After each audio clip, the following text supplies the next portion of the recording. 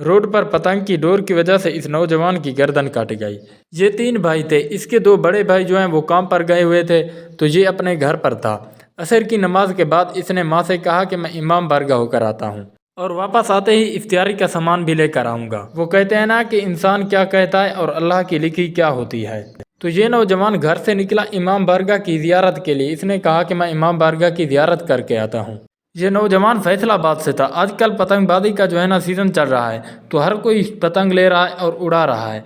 इनकी पतंगों की जो डोर होती है वो खासकर दूसरी डोर को काटने के लिए बनाई जाती है। हर साल इन्हीं डोरों की वजह से बहुत से लोगों की जानें चली जाती हैं। अब ये जो वाकया पेश आया, इस नौजवान का नाम था आसिफ इशफाक। पतंग की डोरें खासकर दूसरी डोर को काटने के लिए बनाई होती हैं।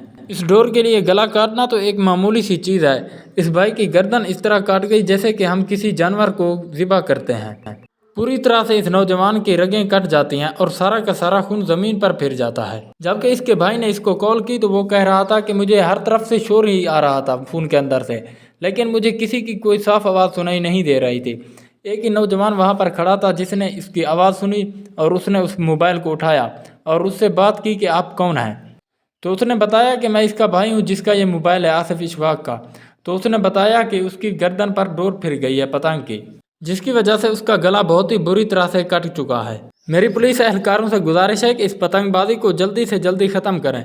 जो भी कोई पतंग उड़ाता हुआ दिखाई दे उसे ज़ोर से मारें, ताकि आइंदा ऐसा जान लेने वाला और मूजी खेल कोई न खेले। और तमाम शहरी भाइयों से भी मेरी यही गुजारिश है कि इस शौक से दूर रहें, इस पतंगबाजी से दूर रहें। अगर आपके पतंग उड़ाने की वजह से, आपकी इस डोर की वजह से किसी का गला कट जाए तो उसके माँ बाप पर क्या गुजरेगी। मैं आपसे गुजारिश करता हूँ कि प्लीज़ इस शौक को छोड़ दें और दूसरों का एहसास करें।